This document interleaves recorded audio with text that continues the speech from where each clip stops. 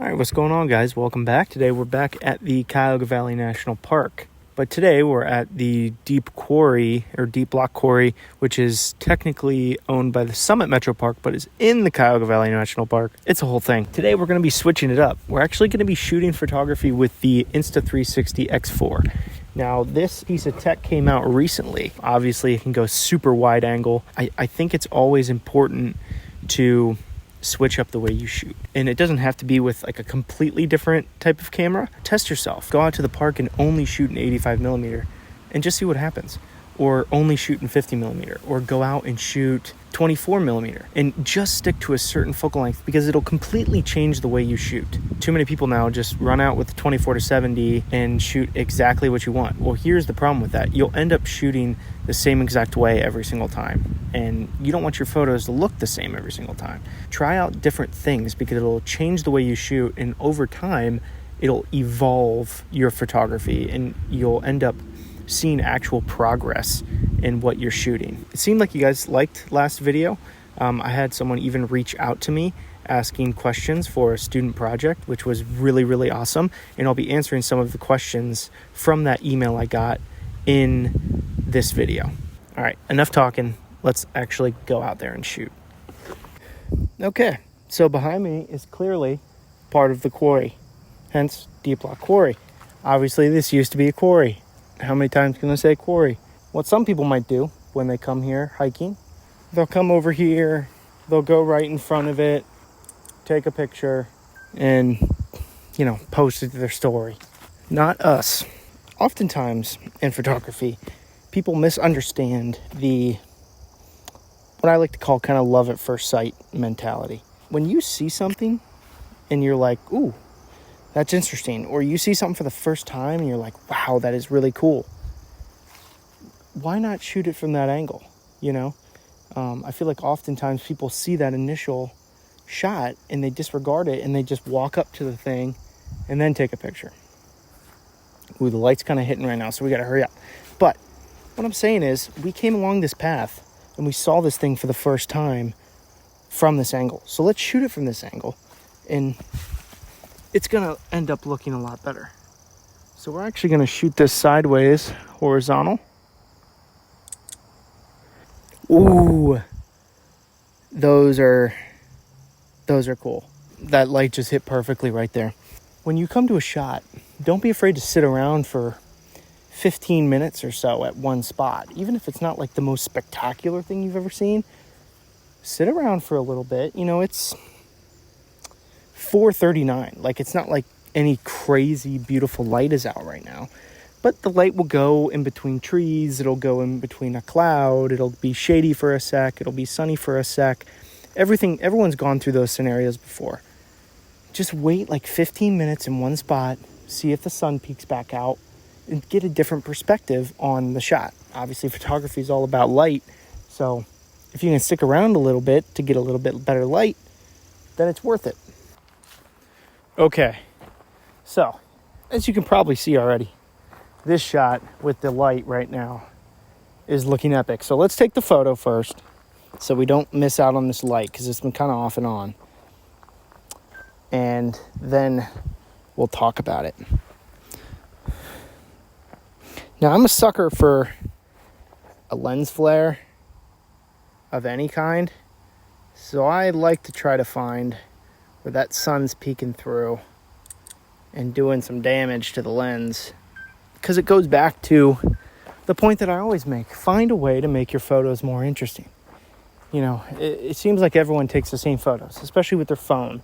And this is very comparable to a phone. If you take your phone, put it on 0.5, it's very comparable, or the same look as that. So like, everything I'm taking today can very well be achieved from an iPhone, I would say, with this kind of photography. When you're shooting wide angle, you're looking at a shot and you're like, okay, how am I going to make this interesting when it's wide? I would shoot this a heck of a lot differently if I was shooting on my D80. I'd probably back up a good ways. When you're shooting super wide angle, you can capture all of this content in such a small frame. It feels like you can just capture so much and paint such a big picture. So it makes you shoot a little differently. Now, right off the bat, if we're talking through this photo, I mean, I come through and I see immediately the shadows on the ground. So I see these trees laying here. I already know it's going to be a good shot.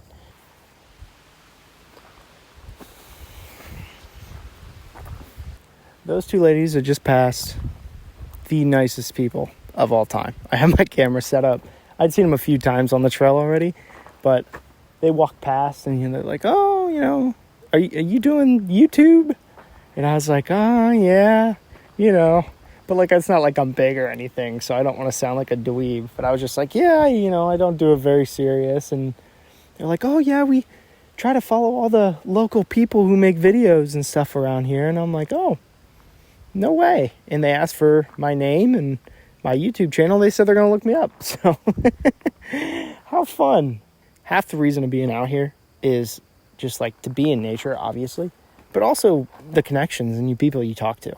Like, you might think just because you're out here in the woods, and especially if you come here by yourself, that you think it's this like solo experience, but it really isn't. I mean, you make so many connections on the trail at scenic locations, and it's just really cool. Back to the shot though. So I saw that immediately. I'm like, ooh, okay. And that works into our wide angle favor more, because with our wide angle lens, we can capture the top down image of like the absolute whole picture. Now, if I had, my 35 mil or my 50 mil on my D80, I might not be able to capture that, or I'd have to sit back really far and it would still look more compressed. This way, I'm getting this whole image, because when you're shooting this wide angle, it's almost like you're shooting in like a circle, to where you really get the foreground and you really get the top. So I knew right off the bat it would be a good image for the focal length that I'm shooting at, which is ultra wide. Just beautiful. But to kind of capture what I'm talking about, let me shoot this image with my D80 as well and kind of show you the difference of what I'm talking about, because it may sound like I'm just talking gibberish. But I actually want to show you what I'm talking about. So I'm going to move you guys back.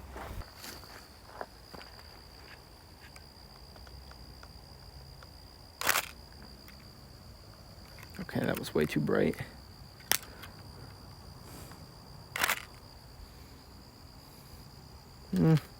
Still a little too bright.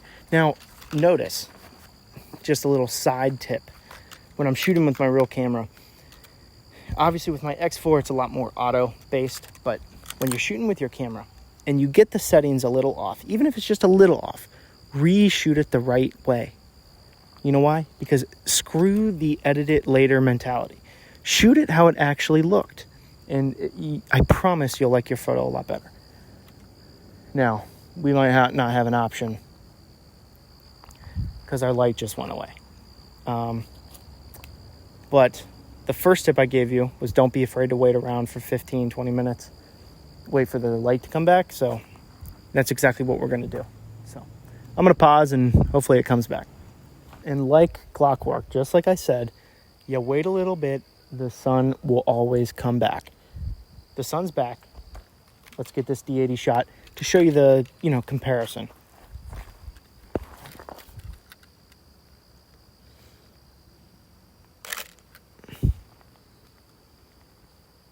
Oh yeah, that's a great shot. That is a great, great shot. And side note, do any photographers, what's the secret to hats? You're shooting vertical and you're trying to get in the viewfinder and your hat's always falling off. Anyone have any solution to this? Other than just wearing your hat backwards or just not wearing a hat at all? Sorry, side rant. Let's keep moving. All right, we're back at the car. Short little hike. It was 1.4 miles, something like that. Nothing crazy. Weather's great. It's got this nice fall, crisp chill to it. But this part of the video is really, really cool because I got an email, I think yesterday. It was either yesterday or the day before. But I got an email regarding the last YouTube video that she's a photography student in the UK. And she's doing a project about the creative process. She's chosen some of my work that she's been inspired by, which is really cool, and had a few questions. So she shot me the questions, and I'm going to answer them right now. Firstly, I would love to know what inspires you when you're taking landscape pictures. What do you look for, and do you ever go looking for something specific, or do you allow yourself to be inspired in the moment? So what inspires me is obviously the landscape and the world around me. I love the outdoors. I love taking photos. But it is also a little bit of other people's work. You know, when you see something that's really, really good, or a photo that really tells a story, that really inspires me to come out and shoot. But I would say mostly it's my love of being outdoors and being able to capture the outdoors. Do you look for anything when you're going out, something specific, or do you allow yourself to be inspired in the moment? Now, this is a great question that goes along with a lot of the things that I talk about in these videos. I think it's really important to do both. You know, if you go into something knowing exactly what you want, you could miss a lot of other things that you could also capture. You know, it's kind of like the saying when, you know, you're trying to find a girlfriend or something like that. It's like you never end up finding somebody when you're actually looking. It's always when you're least expecting it. So that's how I kind of handle photography as well. I do go out with a certain thing in mind that I'm looking to shoot. So whether, you know, today it was the Insta360 X4 content. So I know I'm going to be shooting wide angle landscapes. So that was kind of what I came to shoot. But at the same time, there was a few shots today where I pulled out the D80 and I was like, hold on, this could be a great shot on my D80 as well. So I think, yes, oftentimes I do come out trying to shoot a specific thing, but I'm also open-minded to shooting other ways as well. And also a little side note to that, when I'm actually picking subjects to photograph, it's more of when I get inspired is like when I see something that I think is interesting. That's like the first light bulb that goes off in my head, where it's like I'm walking, I'm hiking, I'm looking all around, looking behind me, looking at different things. And the second that something kind of, oh, that's kind of cool, then I'm like, ooh, let me look at that in a couple different directions, a couple different angles to try to find my shot. Because there's a shot in everything. You can make everything look good out here. But it's just a matter of like, what are people going to find interesting, and what do you find interesting? All right, her question is, I'm also interested in how you create a final outcome, and if you have a process to decide the images you want to keep and the ones you discard. Now, this is a really good question because not a lot of people talk about this, and it's kind of the same thing as when I'm in the woods. Like, I'm skimming through these photos, and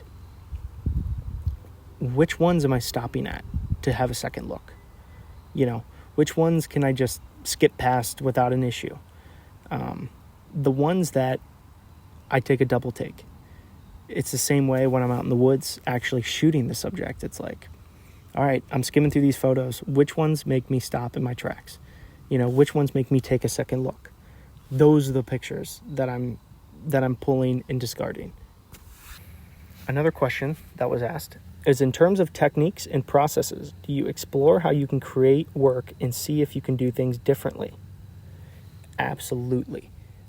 That's kind of what today's video is about, in a way. It's about going outside your comfort zone and trying new things, because that makes you grow as a photographer. I mean, absolutely. One way I do that, specifically in photography, is using prime lenses.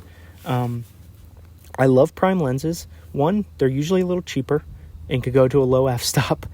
But more importantly, it makes you shoot outside of your comfort zone.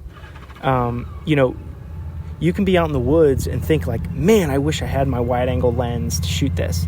But you're like, nope, I have my 85. I got to figure out a way to shoot this. So you'll shoot that same exact subject that you might do the same thing normally 50 times in a row.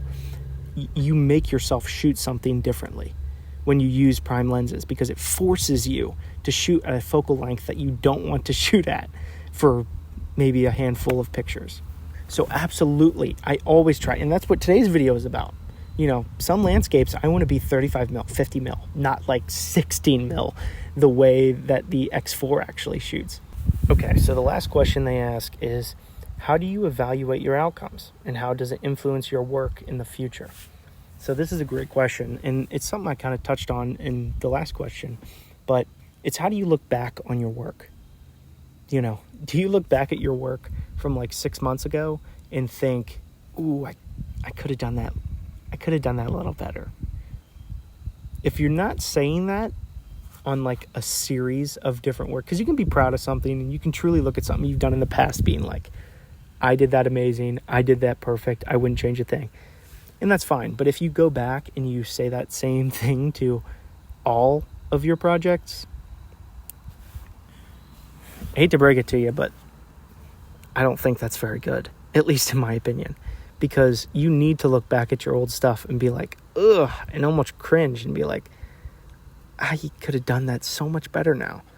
But that's good. Like, you shouldn't be discouraged by that. You should be pumped up by that, because you're like, I'm so much better now. And that means you're growing. Like, if you're looking back on your past content and you're like, ugh, I could have shot that so much better. Oh, why did I edit the photo that way?